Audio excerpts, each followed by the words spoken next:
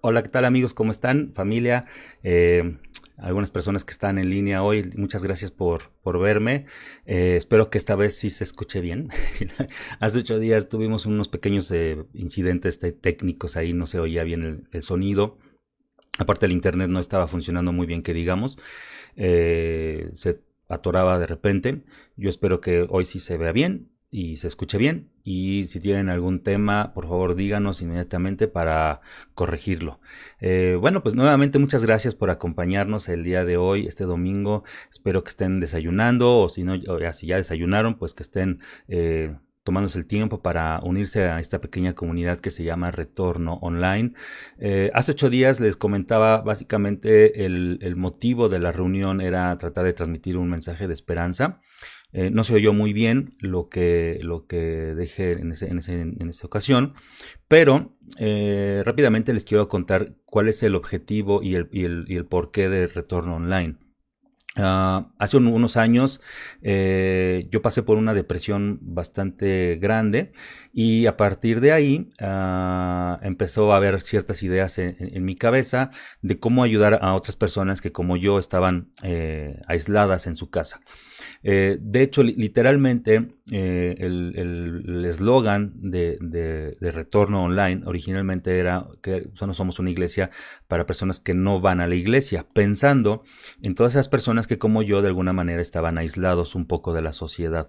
Esta rutina hoy de distanciamiento social, pues es nuevo para algunas personas, pero para algunas otras, muchas otras personas, es su modo de vida. Todos los días están distanciados de su familia, distanciados de la sociedad, de sus amigos, de sus compañeros de trabajo, van por la vida, pero simplemente les cuesta mucho trabajo relacionarse con otras personas. Entonces, pensando perdón, en estas personas que como yo, en algún momento no la pasamos o se la pasan todo el día en internet, viendo el Facebook, viendo videos en YouTube, etcétera, etcétera, y ensimismados y en su propio mundo dentro de su casa sin salir a la calle o al mundo, pensamos en crear Retorno Online. Pensando justamente en ayudar a que las personas que estaban aisladas, que estaban alienadas en su casa, pudieran tener acceso pues pues a una iglesia, ¿no? Literalmente les queríamos llevar la iglesia a la palma de su mano, es decir, a su móvil. Pero hoy, en la crisis que estamos viviendo, pues resulta que ahora la gran mayoría de la población está distanciada socialmente y porque es lo más saludable en este momento. Y quiero pedirles de favor, hemos estado oyendo constantemente en las noticias, en los informes que tenemos todos los días, tanto en las mañanas como en las tardes, que esta es el momento crítico, es la oportunidad que tenemos de hacer un cambio en la manera en cómo se está contagiando esta enfermedad. Es nuestra responsabilidad para con nuestra familia, para con nuestros vecinos, nuestros compañeros de trabajo, las personas que vemos en el entorno cuando vamos al mercado, cuando vamos o vamos caminando en la calle. Es nuestra responsabilidad cuidar a todos los demás para cuidarnos a nosotros mismos. Eh, es muy importante, por favor, que a partir de estas fechas se empiecen a quedar en su casa, traten de salir lo menos posible y empecemos a bajar esta curva de contagio de la que tanto se ha hablado. Es en serio, es real esta curva. Los comportamientos que hemos visto en las noticias y en los reportes que otros países han compartido con el resto del mundo indican que es sumamente crítico que dejemos de andar en la calle, dejemos de convivir en fiestas en este momento y podamos empezar a bajar esta curva. Bueno, dicho sea eso, eh, el día de hoy quiero compartir con ustedes un mensaje que preparé al que llamé nuestra respuesta ante la crisis. Ah, durante la semana he estado escuchando mucho, además de las noticias que ya les dije, he estado escuchando tendencias en las redes sociales y hubo una en especial que me llamó mucho la atención relacionada con las búsquedas en Google. La palabra que hoy se busca más o que durante la semana que terminó se buscó más en Google fue la palabra vacuna. Esto significa que las personas están necesitadas de encontrar una solución, de que despierten un día y que mágicamente ese día encuentren una noticia de que ya existe una vacuna, de que existe un remedio que va a poner fin a la serie de contagios y a esta enfermedad. Lamentablemente, lo que nos han dicho las instituciones de salud, tanto en México como en el mundo, es que de existir una vacuna, esta no va a suceder o no la vamos a tener hasta dentro de por lo menos unos 10, 11 meses, a lo mejor menos, dependiendo de los esfuerzos de los gobiernos que tienen más recursos para hacerlo, pero no va a haber una solución en este momento que nos ayude. Todos los días buscamos respuestas, todos los días estamos buscando una solución a nuestros problemas. Hoy tenemos este problema del coronavirus, pero normalmente vivimos en una constante de problemas y circunstancias que nos llevan a una situación de estrés.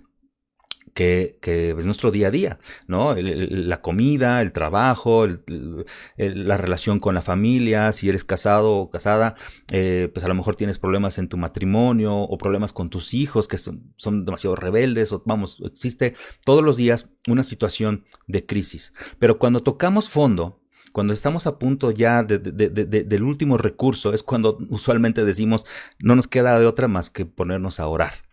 Como si este fuera el último recurso que de verdad pudiera funcionar, cuando en realidad es el primer recurso que debemos utilizar ante cualquier situación, ante cualquier crisis, ante cualquier momento de angustia. Cuando estamos en crisis pedimos, cuando estamos necesitados de algún recurso pedimos, estamos acostumbrados a pedir siempre en el último momento, pero quizás esta no sea la manera o más correcta de pedir. Es la manera en que pedimos lo que determina cómo vamos a atravesar la crisis. Hay varias historias en la Biblia, las cuales les quiero contar hoy, que hablan respecto de situaciones de crisis. Por ejemplo, en la vida de Moisés, ustedes conocen bastante bien la vida de Moisés. Bueno, y si no la conocen, les cuento rápido. Moisés fue, digamos, adoptado por la familia del faraón y vivió siempre con lujos, vivió siempre con lo mejor de lo mejor del pueblo egipcio. Y en algún momento descubrió que era judío, que era hebreo, y que necesitaba o tenía una responsabilidad para con su pueblo. No lo podía hacer porque pertenecía a la realeza, pero cuando empezó a darse cuenta de esto, pues cometió varios crímenes, asesinato. Él solito se exilió, se fue de Egipto y rechazó en primera, pues obviamente estar en la familia real, y segundo, ayudar a su pueblo, ¿no? Entonces renegó de haber pertenecido a ese pueblo y renegó también de haber estado en esa familia real y se fue al desierto, reconstruyó su vida, trató de hacer una vida nueva, y cuando más creyó que estaba en paz, empezó a tener estos flashbacks, ¿no? Ya sabes, del pasado, de todo lo que le había sucedido en su vida anterior, y esto no lo dejaba vivir, ¿no? Constantemente recordaba y tenía este remordimiento de lo que había hecho en su pasado. No tenía una vida tranquila, no tenía una vida en paz. Esto lo llevaba a que todos los días tenía pesadillas, tenía sueños extraños, y de repente un día, en medio de la crisis, pastando ahí con su ganado, estaba llevando, bueno, no era ganado, eran borreguitos en realidad, bueno, es lo que nos describe la Biblia. Estando ahí, se encuentra un arbolito que se está quemando, está envuelto en llamas, y de repente escucha una voz que sale de ese arbolito que le parece un evento extraordinario porque el árbol se está incendiando y no se quema. Y entonces escucha una voz que le llama y dice más o menos así. Lo llamó de en medio de la zarza, dice Éxodo 3:4, diciéndole, el que lo llama es Dios, dice, lo llamó desde en medio de la zarza diciéndole, Moisés, Moisés. Y él simplemente respondió, heme aquí. Fue una llamada de atención, fue un momento en que Dios de alguna manera lo está llamando a que ponga atención en una situación específica y lo saca de su pensamiento constante de estar en crisis, de estar en temor, de estar en remordimiento y le llama la atención de una manera muy específica, ¿no? Esta es la historia de Moisés. Pero también hay una historia en Génesis, en la historia de Abraham. Muy similar, en la historia de Abraham, también él está en crisis, está en una situación en que Dios, lo que nos describe la Biblia, es que Dios le pide que sacrifique a su propio hijo. Esto es algo, yo por más que leo, intento entender qué pensaba Dios o por qué estaba tratando de hacer esto con Abraham, no logro entender la magnitud del sacrificio que le estaba pidiendo y el estrés y el momento decisivo que estaba viviendo Abraham en ese momento. Tenía que obedecer, quería obedecer a Dios, sabía que tenía que hacer eso, pero por otro lado sabía que esto le iba a causar un dolor impresionante, tremendo. Y cuando ya está a punto de sacrificar al hijo, sucede algo similar a lo que pasó con Moisés. Dice en Génesis 22:11, dice, el ángel del Señor llamó desde el cielo diciendo, Abraham, Abraham. Y él volvió a responder, igual que Moisés, heme aquí. Es el mismo tipo de llamado en una situación de crisis en que Dios le estaba llamando, en este caso a Abraham, para que despertara y dijera, ponme atención, ve lo que estoy haciendo por ti. Y entonces la respuesta es, heme aquí. Luego, también tenemos otra experiencia, pero ahora en el nieto de Abraham, en la vida de Jacob. En esta ocasión, en este pedacito de la historia, Dios le pide a Jacob que estando en el contexto de esta situación es que está en una situación de hambre, no hay alimento, su pequeño pueblo que tiene o su familia que tiene, Jacob se está muriendo de hambre, ellos viven atormentados por el recuerdo de su hermano José, que lo fueron y lo abandonaron por ahí, ellos creen que ya se murió, y entonces tienen la necesidad de comer, y entonces esta historia va en paralelo con la historia de José, y se enteran que en Egipto hay una cantidad impresionante de recursos que José tuvo a bien ayudar al faraón a guardar, y entonces Dios le dice a Jacob, vete a Egipto, porque ahí hay comida, y entonces ellos no saben qué hacer, y Jacob, pues lo único que él, ignorando lo que hicieron sus hijos con su hermano José, pues y en medio de la crisis, pues acepta y se va. Pero cuando Dios lo llama y le da esta indicación, sucede algo muy similar que con Abraham y con Moisés. En Génesis 46:2 dice otra vez, y Dios habló a Israel en visiones de noche y le dijo, Jacob, Jacob. Y él respondió, heme aquí. Así que Dios tiene varias formas de llamarnos nuestra atención. Puede ser a través de un evento sobrenatural, como en el caso de Moisés, cuando estaba viendo este arbolito que se estaba incendiando pero no se consumía, o puede ser una voz audible a través de alguien, no es que vayan a escuchar una voz de alguien así como Gerardo, no, alguien a lo mejor a través de escuchar a alguien que está hablando, a lo mejor a través de su esposa o de su esposo, de sus hijos incluso. Dios puede hablar de una manera audible, como lo hizo en el caso de Abraham. O puede ser de una manera, pues como en sueños, como en el caso de Jacob, ¿no?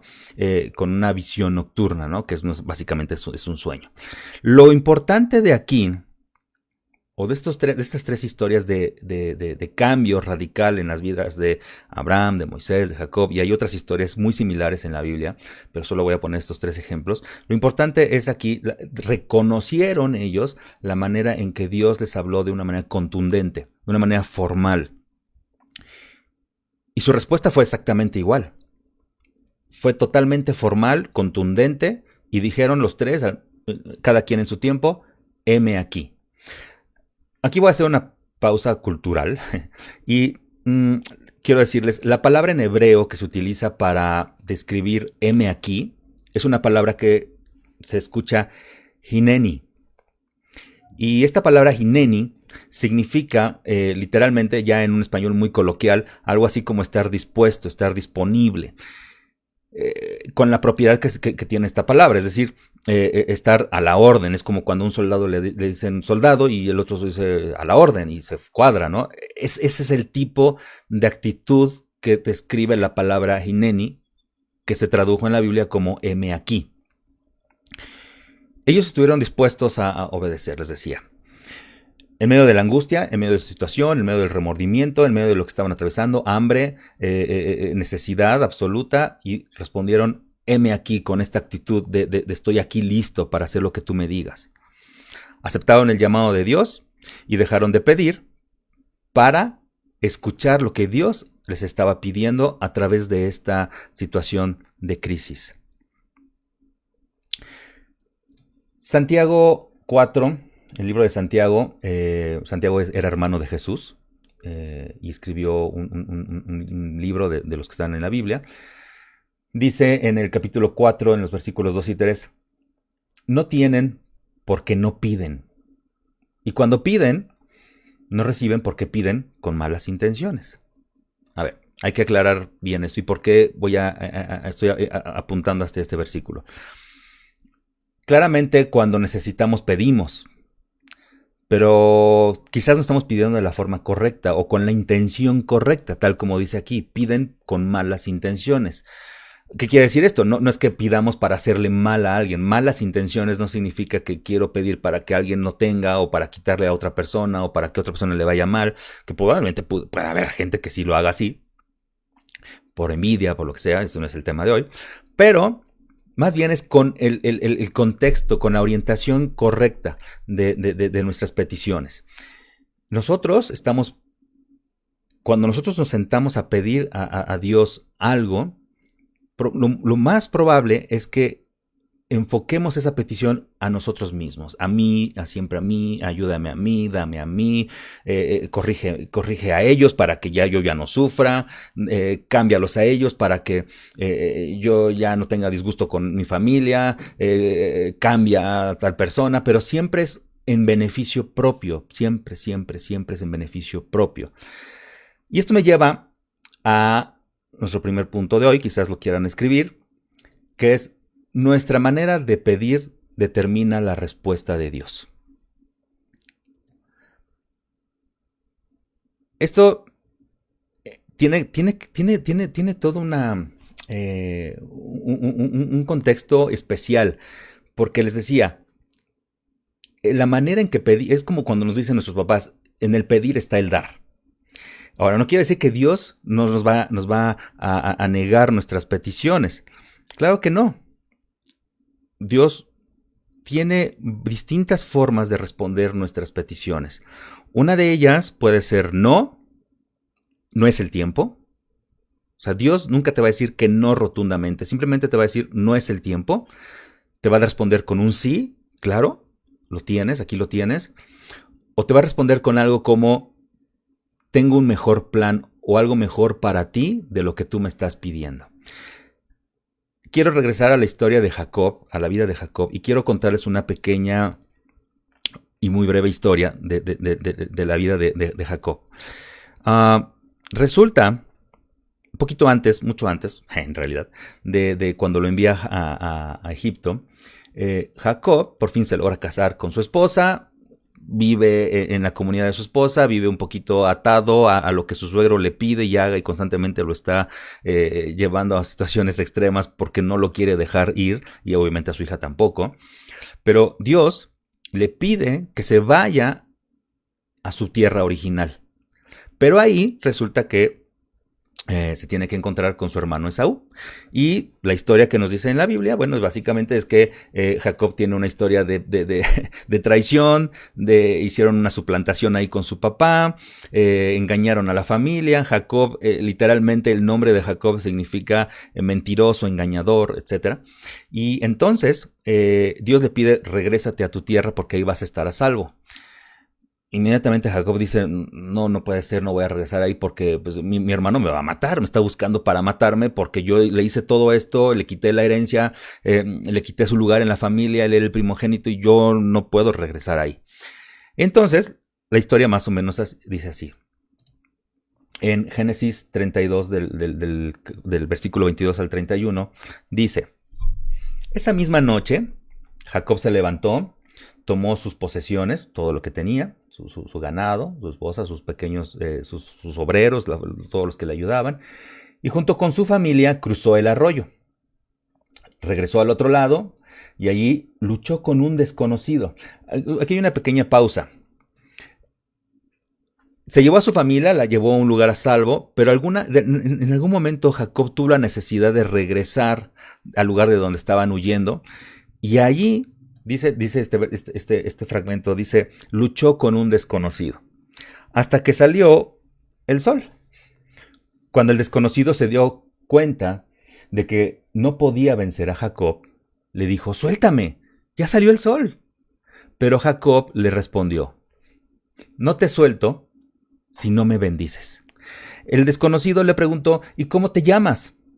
Cuando Jacob le dio su nombre, el desconocido le dijo: ya no te vas a llamar Jacob, que significa mentiroso, engañador, etc.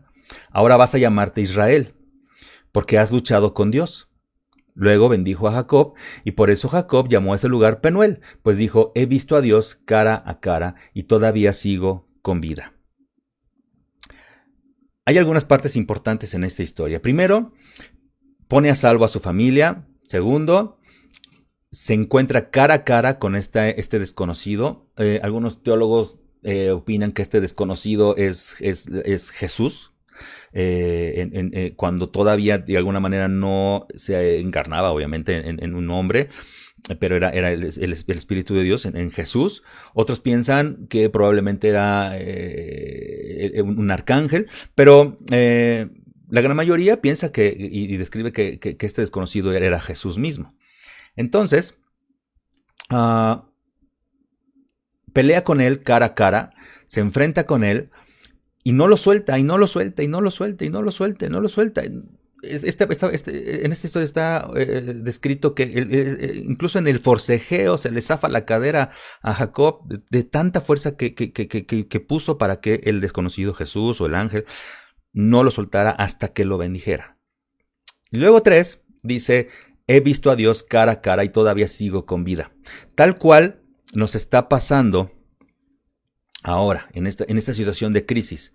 Estamos peleando ante una situación en la que nos lleva a ver a Dios cara a cara, porque no hay otra manera de salir adelante de esta situación. Si no pones toda tu confianza, si no te aferras a Dios y no le pides con esta necesidad tremenda que tenía Jacob y esta fuerza de que no soltaba a Dios para nada,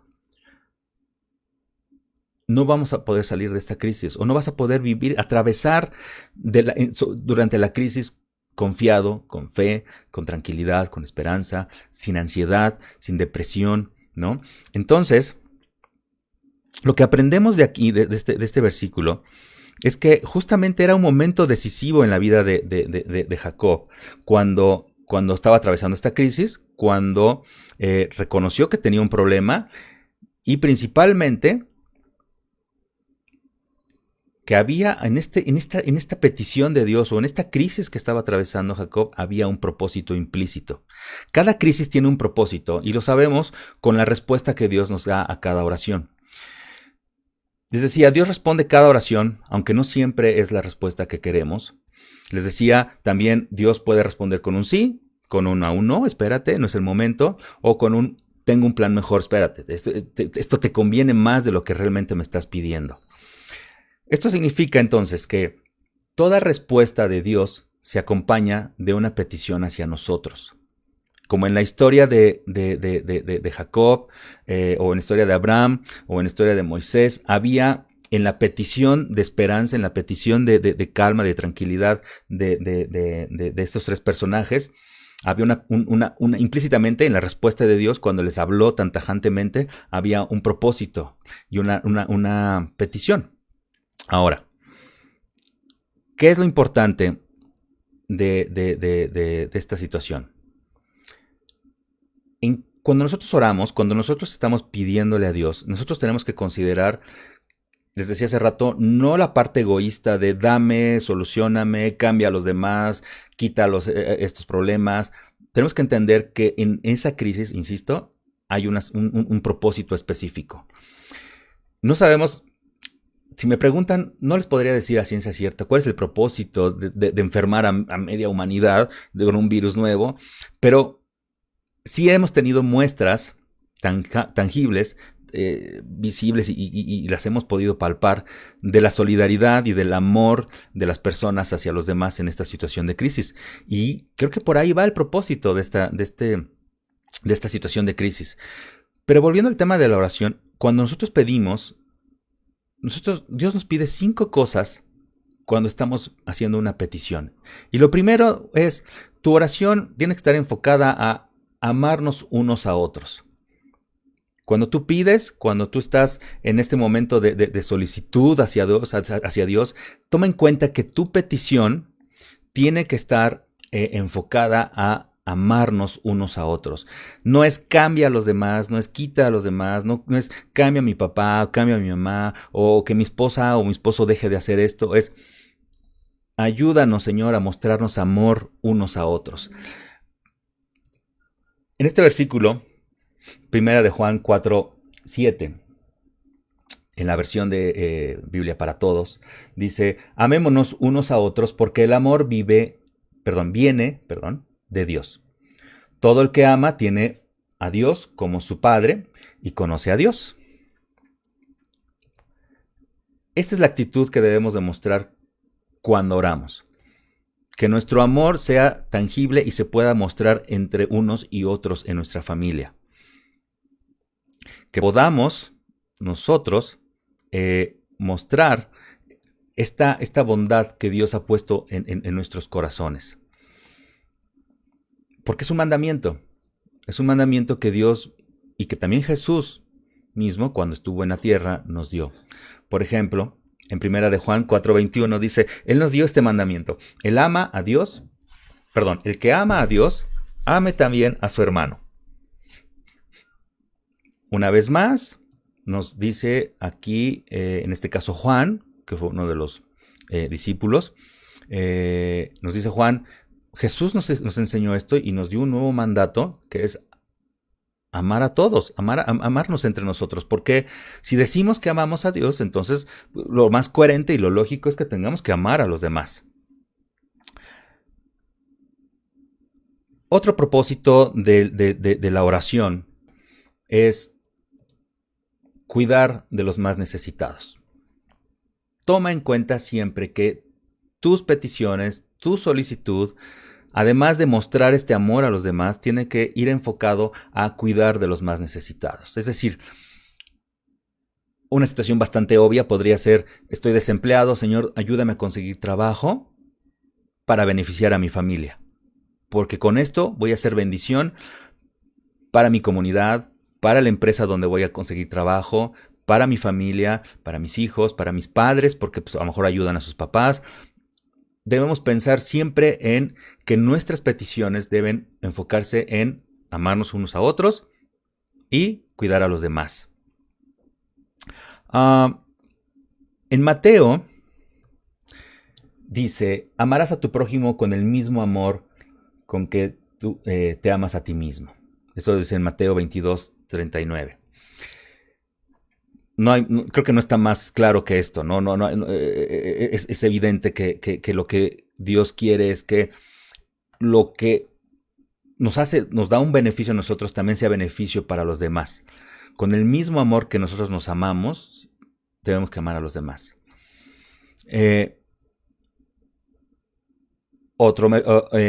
Perdóname, me estoy haciendo aquí un poquito bolas con las notas.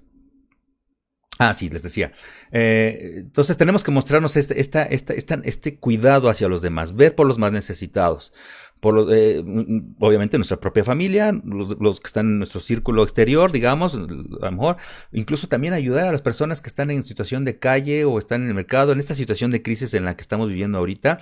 Lo que más se está pidiendo es ayudemos a las personas que tienen un negocio que los hace vivir día a día, el bolero, el de las tortillas, la señora que vende afuera del mercado, el tamalero, porque como no estamos saliendo a la calle, estas personas se están quedando sin un sustento. Entonces, cuando pedimos en este caso a Dios que nos ayude a salir de esta crisis es porque también necesitamos ayudar a los demás.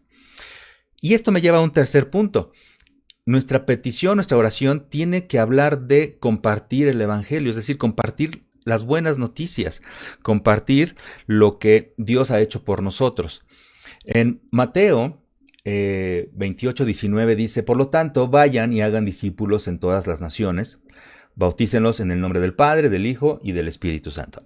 Bueno, con esto no quiero decir que vayan por la calle echándole agua a todo mundo, ¿no? Digo, metiéndolos en la pileta para bautizarlos. Sí y no. Digo, no es el escenario que estoy viendo. Lo que estoy viendo en realidad es la primera parte de este versículo. Vayan y hagan discípulos. De su oración, de lo que están recibiendo de Dios, compartan a los demás. Si Dios está haciendo algo en sus vidas, si ustedes están viendo que está transformando su corazón, el modo en que están viviendo y está respondiendo a sus oraciones, entonces tu oración tiene que ir enfocada a que esto que estás recibiendo, espiritualmente hablando, lo compartas con los demás. Esto nos habla de que tenemos que ser embajadores de Dios. Somos la mejor carta de representación de Dios. Somos la mejor carta de representación de Dios. Nuestro comportamiento, amándonos unos a otros, compartiendo el evangelio, ayudando a los más necesitados, etcétera, nos hace ser un punto de referencia hacia nuestros vecinos, hacia el resto de nuestra familia, a nuestros hijos. Somos el mejor ejemplo así para nuestros hijos y para nuestra esposa o nuestro esposo. Entonces, específicamente, hay un versículo que esto lo describe bastante bien. Otra vez en Mateo, en el capítulo 5, entre el versículo 15 y 16, dice, ustedes son la luz del mundo. Esto no es la iglesia esta que está en Guadalajara, ¿no? Se refiere a que somos luz para los demás. Una ciudad en lo alto de una colina no puede esconderse. Evidentemente, ustedes han visto todas estas casitas que están en el monte. No puedes dejar de voltear a verlas cuando vas en el periférico y ves todas estas casitas en el Ajusco. Están ahí, ya están ahí y es imposible dejar de verlas. A este tipo de casas se refiere este versículo. Dice, y además dice, ni se enciende una lámpara para cubrirla en un cajón. No es el propósito de una lámpara prenderla para taparla, ¿verdad? Por el contrario, se pone en una repisa para que alumbre a todos los que están en la casa. Y luego dice algo muy importante y que está aquí con negritas. Dice, hagan brillar su luz delante de todos, para que ellos puedan ver las buenas obras de ustedes y alaben al Padre que está en el cielo. Este es el mejor ejemplo de lo que tiene que ser nuestra vida de oración, nuestra vida en cuanto a las respuestas que obtenemos de nuestras oraciones y cómo debemos compartir el evangelio siendo ejemplo para todos los demás, siendo representante, siendo una carta de recomendación. La mejor manera de compartir el evangelio es no hablando del evangelio. Desde mi punto de vista no podemos ir por la vida recitándoles versículos bíblicos a todo mundo y dándoles bibliazos. Y me acuerdo mucho de una anécdota específico con mi suegra. En algún momento mi suegra estuvo a mal, pues porque se sentía mal, ir a una clínica del Seguro Social, y al lado se encontró el típico cristiano que le empezó a hablar de Dios y le empezó a decir de cosas.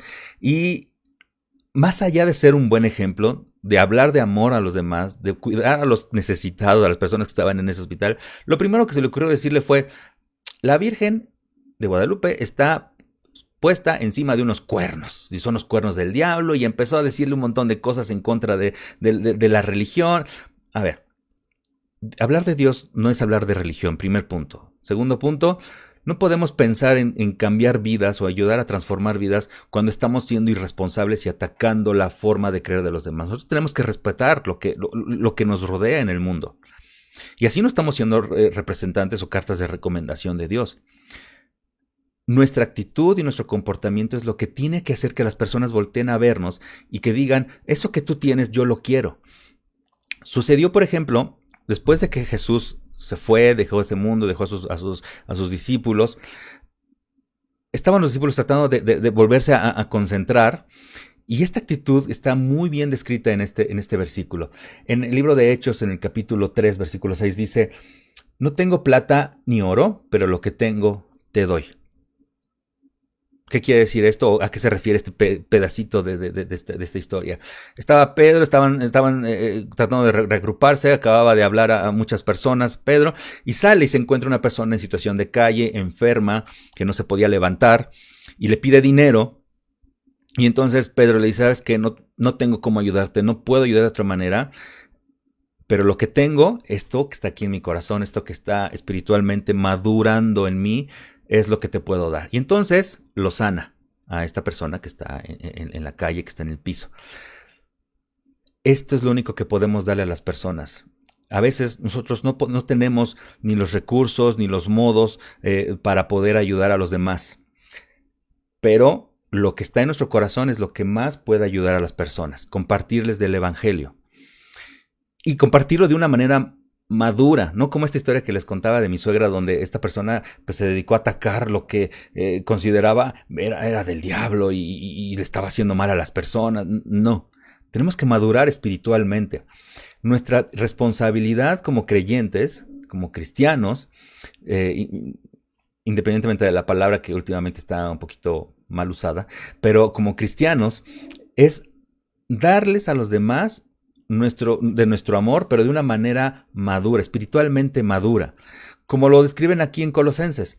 El apóstol Pablo les dice a los colosenses, nosotros damos a conocer a Cristo a todos, aconsejándoles y enseñándoles con toda la sabiduría que Dios nos da. Pues queremos presentarlos a todos ante Dios espiritualmente maduros. Esta es la clave de este versículo, espiritualmente maduros en Cristo. Es muy difícil a veces tratar de hablarle a las personas de Dios. Por eso insisto que quizás la mejor manera de hablarle a las personas de Dios, de compartir el evangelio, de compartir esta forma de vivir, es simplemente no recitando y diciendo, o incluso a veces mencionando la palabra de Dios, porque Dios vive en ti e implícitamente tú muestras esta luz que tienes y es la manera en que puedes ayudar a las personas a salir de la crisis, escuchándolos, amándolos, compartiéndoles un poquito de lo que ha cambiado tu vida, que en este caso es Dios.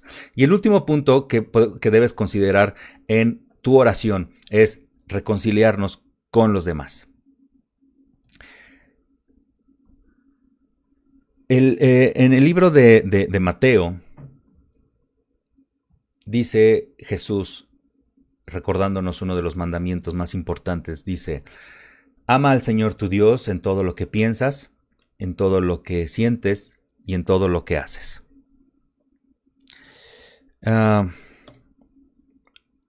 Esto nos habla de que todos los días, constantemente, tenemos que en todo lo que hacemos, en todo lo que pensamos, en todo lo que actuamos en nuestro día a día, debe demostrar nuestro amor a Dios. Si nosotros logramos esta rutina, este comportamiento, este estilo de vida, donde amamos a Dios, nos amamos a nosotros mismos, ayudamos al prójimo, vemos por los más necesitados, compartimos de la manera en que hemos vivido en nuestros días ya teniendo una relación con Dios, nos lleva a reconciliarnos con los demás. Este es un buen tiempo para reconciliarnos con nuestra familia, con nuestros seres queridos, con nuestros hijos, con nuestra esposa, con nuestro esposo, con nuestros papás. A lo largo de los años, hemos ido acumulando heridas, acumulando pues, situaciones que nos han llevado a una forma de vida pues no grata. Recuerdo mucho en la familia de mi papá. Recuerdo mucho los 10 de mayo y los Día del Papá y las Navidades, siempre terminaban en pleito, por alguna razón siempre terminaban discutiendo de viejas heridas sobre la abuelita de mi papá, sobre los terrenos que se perdieron. Creo que esto de los terrenos, creo que todas las familias tienen un pleito por algún terreno. todo esto hacía que en cada reunión hubiera un ambiente pesado, un ambiente de reclamo, de reproche, de remordimiento, de culpas, infidelidades, etcétera. Era una situación difícil la que se vivía cuando se reunía la familia. Imagínense esa situación, pero ahora vivida todos los días durante 40 días o durante el tiempo que dure esta crisis. Este es el mejor momento para reconciliarnos, para llevar el amor de Dios que Dios nos ha tenido a nosotros hacia las demás personas. Quiero leerles un versículo que dice en Romanos, en el capítulo 5:10.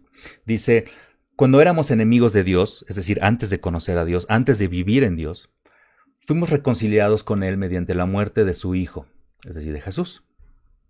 ¿Con cuánta más razón, habiendo sido reconciliados, seremos salvados por su vida? Nosotros tenemos que compartir esta salvación a nuestra demás familia. Si tú estás en una situación como la que te describí, en la que no sabes ni de qué hablar con tu familia, con tu esposa, con tus hijos, con tu esposo, si estás en una situación en la que no te hallas en tu casa, pero ya no necesitas salirte de aquí porque tu vida normalmente no es con ellos, es afuera, es quizás el momento de que te pongas en paz primero contigo mismo, con Dios, que encuentres esta reconciliación que dice este versículo y para que después te puedas reconciliar con tu familia. Porque al final de cuentas, en la medida en que tú te puedas reconciliar con Dios y contigo mismo, vas a poder cambiar tu actitud para con ellos. Dice el capítulo 5 de la segunda carta de Pablo a los Corintios, dice, todo esto proviene de Dios, quien por medio de Cristo nos reconcilió consigo mismo. Nos dio el ministerio de la reconciliación. Esto significa que es una tarea constante que tenemos que hacer, reconciliarnos todos los días, todos los días, todos los días. Esto es que en Cristo Dios estaba reconciliando al mundo consigo mismo. Ese es el propósito de Cristo. Cuando Cristo vino al mundo, ese es el propósito que tuvo, reconciliar a la humanidad con Dios. No tomándole en cuenta sus pecados y encargándonos, esto está con negritas, encargándonos a nosotros el mensaje de la reconciliación. Eso es importante, una vez más, insisto. Quizás este sea el propósito de la crisis que estamos atravesando, reconciliarnos con nosotros mismos, demostrarnos el amor que Dios nos ha tenido, cuidar por los demás y sobre todo, aprovechar para reconciliarnos y mostrar esta reconciliación que Dios ha tenido con nosotros, con los demás que hoy no conocen a Dios, o que conociéndolo han tenido una experiencia desafortunada.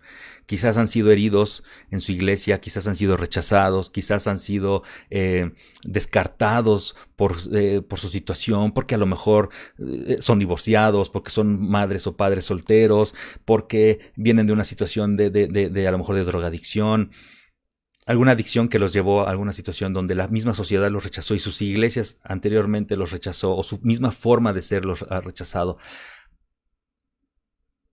Quizás ese es el momento de que nosotros podamos compartir con los demás esta reconciliación que viene a través de Jesús.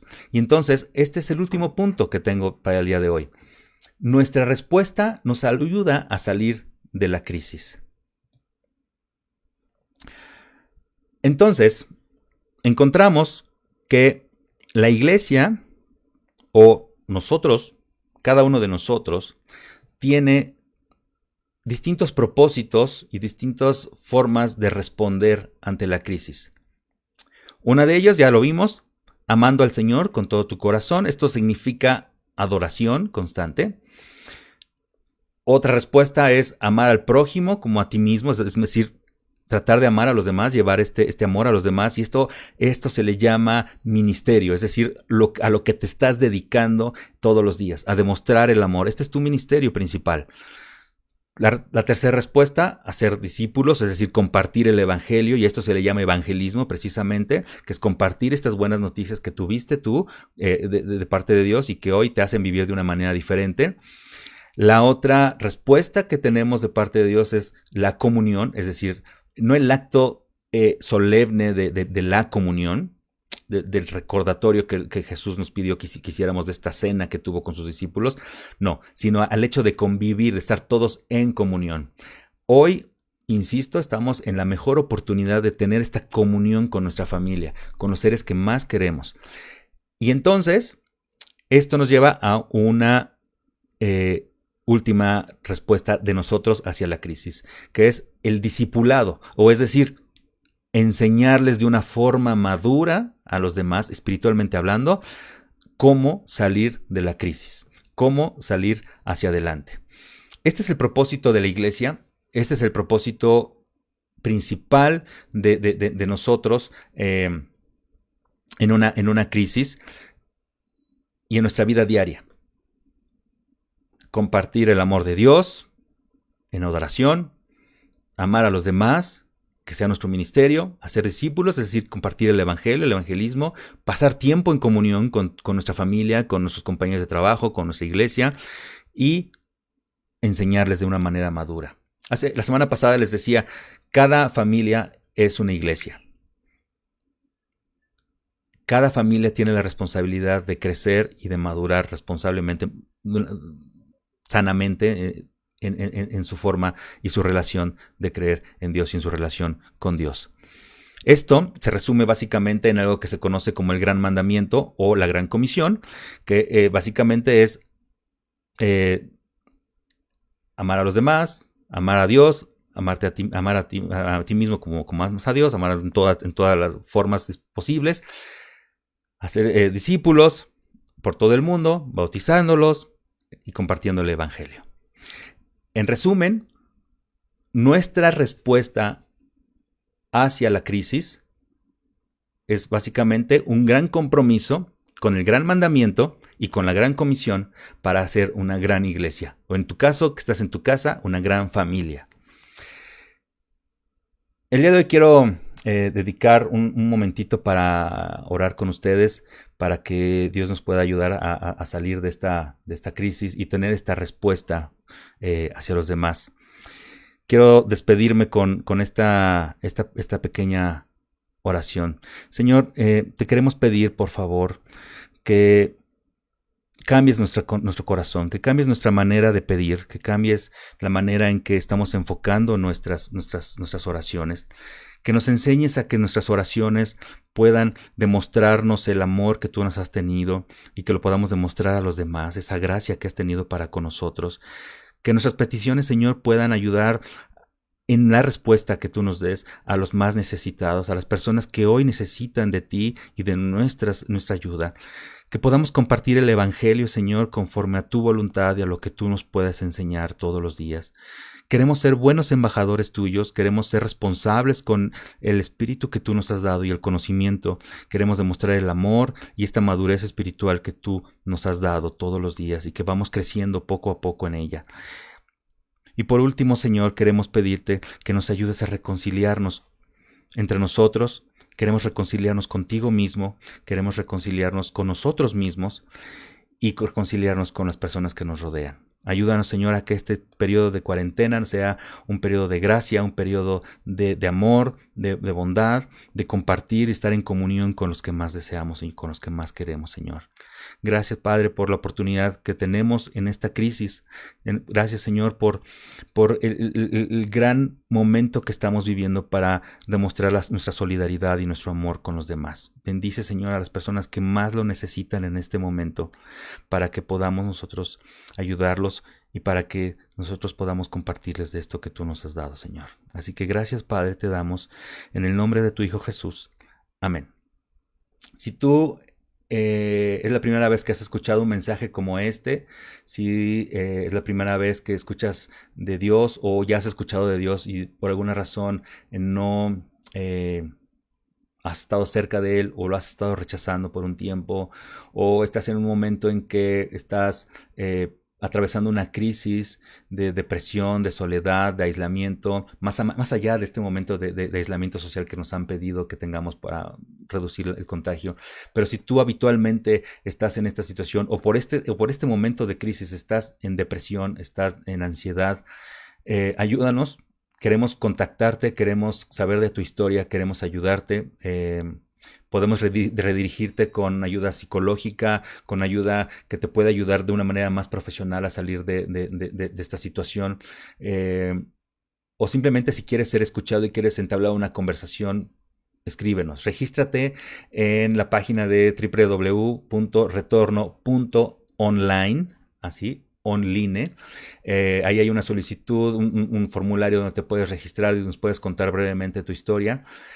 O escríbenos a iglesia.retorno@gmail.com. Queremos conocerte y queremos orar contigo y queremos ayudarte a salir de esta crisis o de cualquier crisis que puedas estar pasando. Si no conoces a Dios, quizás sea un buen momento para que puedas entablar una conversación con Él, para que puedas empezar a reconciliarte con Él y conocerlo de una manera diferente. Te invito a que en lo privado, estando en tu casa, después de terminar esta reunión, hables con Él y le digas algo así como: Señor, no te conozco, no he podido conocerte de una manera real, o lo que he escuchado de ti simplemente no me ha llevado a quererte conocer de una manera real, tangible. Te pido, Señor, que me hables, que pongas personas alrededor de mí que me hablen de ti de una manera responsable, con una salud espiritual que se pueda entender, que sea verdadera. Y te pido, Señor, que vengas a mi corazón, que vivas en mi vida, que estés todos los días aquí conmigo y que podamos reconciliarnos para poder establecer una relación personal tú y yo, Señor.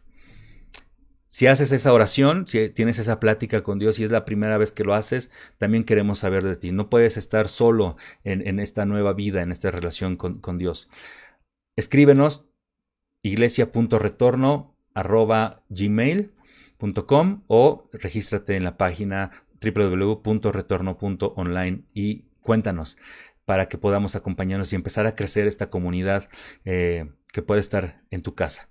Así que espero que hayan disfrutado el mensaje del día de hoy. Los veo dentro de 8 días y cualquier cosa que necesiten, escríbanos en el chat, en Facebook o a través de los medios que ya les dije y pongámonos en contacto. Vamos a tratar de tener entre semana algunas otras sesiones para ayudar psicológicamente a algunas personas. Estoy viendo la manera de contactar a algunas personas que quieran y estén animados en ser voluntarios para ayudar a los demás. Sería todo a través de la página.